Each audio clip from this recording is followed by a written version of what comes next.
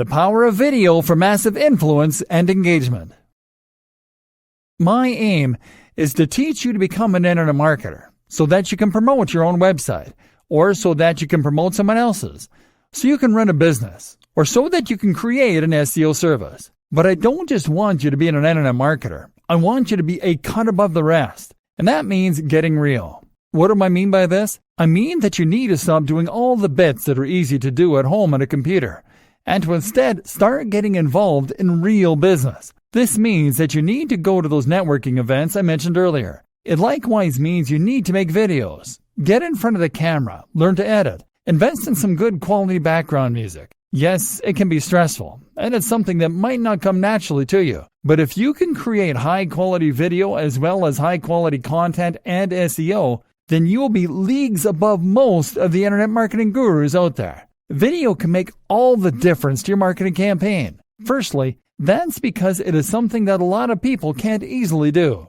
If you have a good camera, if you know how to edit, if you can present yourself well on camera, then you immediately set yourself apart as a professional. Now you are someone to be listened to and trusted. On the other hand, if you are just running a website and filling it with articles and stock images, from the perspective of your audience, you could very well be a kid in your mom's basement. There's nothing wrong with that per se, but if you're trying to establish trust and authority, then a video will go a long way. Likewise, a great video is also a perfect tool for increasing the amount of engagement with your audience and building a stronger relationship. Trust me on this one. If you have a YouTube channel that is moderately successful, you'll build a much more loyal and engaged following than you would through a website alone. For many creators, this is the big change they need and can make a huge impact to their growth. That's because talking on film means they get to know you. They're more likely to watch all the way through because video is naturally more engaging, and you can convey more emotion with music, clips, animation, and more. So, don't be afraid of this step. It could be the crucial difference that defines your success going forward. Invest in a good camera and step in front of it. And as an aside, if you're selling a product on a landing page or promoting a business through a homepage, then adding an explainer video or persuasive sales video can make a massive difference. So many companies struggle with the single most basic and important job of any homepage, explaining precisely what it is that business does. I really have a pet peeve of landing on a business site and being told that it uses cloud-based solutions to provide synergistic process fixes through VAS and POS software systems. Showing off with clever words does not make sales. But having a video that plays automatically and explains clearly and concisely what the business does will. Branding and building a brilliant website. Absolutely central to all of this is branding. In today's environment, having a brand for your website or business is the most valuable thing you can do to ensure engagement and to build success. And it ties in with just about everything we've said so far up to this point.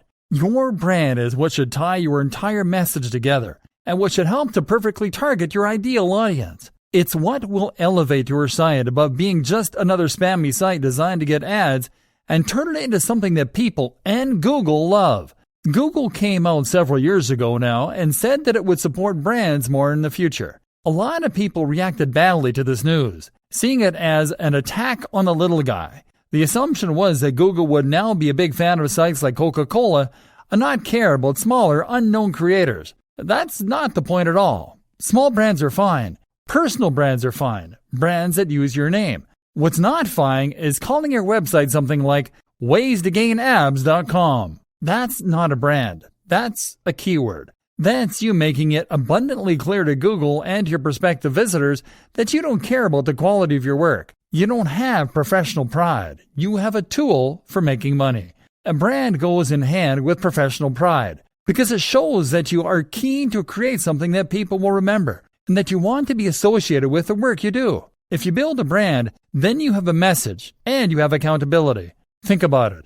All of the top websites that you visit currently have a strong brand. They likely have a great logo, their own style, a strong design language throughout their website. They know what they are, and they know who they're for. And this comes across in the quality of their layout, in the cohesion across their social media, all with the same username, the same logo, and the same ethos. And in the little touches like their video's background music and their bottom thirds. This is what makes something memorable and professional. And this is what you need to do as well. How do you create a brand? Creating a brand doesn't mean creating a logo. A logo is just one aspect of a brand, and it's not what comes first. What comes first is a mission statement.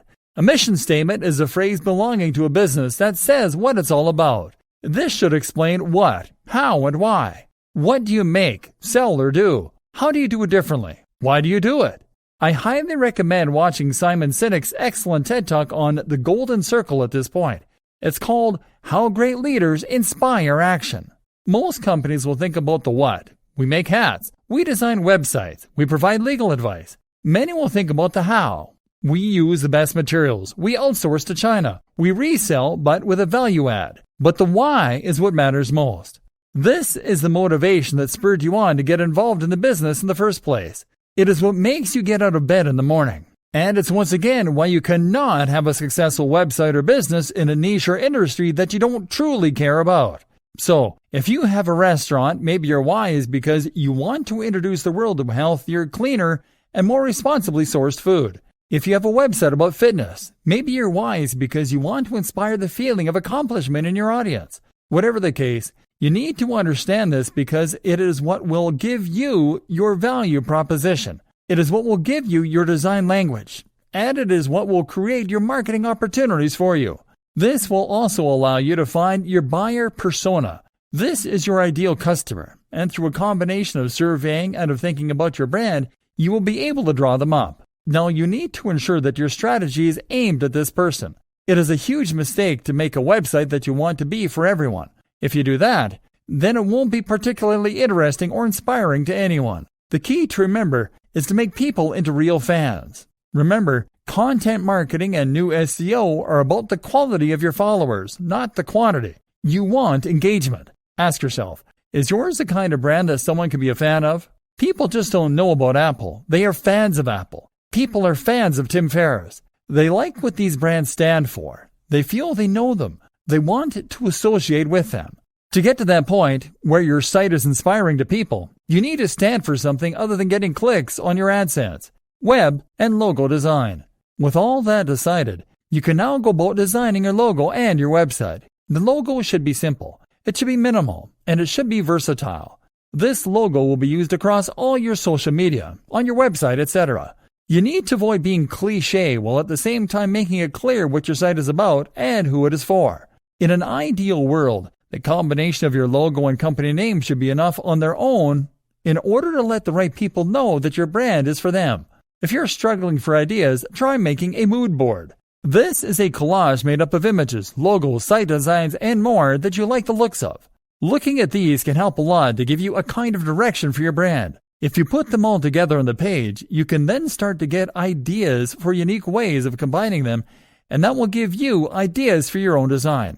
Actually, build the logo using Adobe Illustrator. This creates vector files, which are files that can be resized to any degree without losing any of their quality, and which can be edited as well. JPEGs, PNGs, and GIFs are not portable or flexible enough for your uses.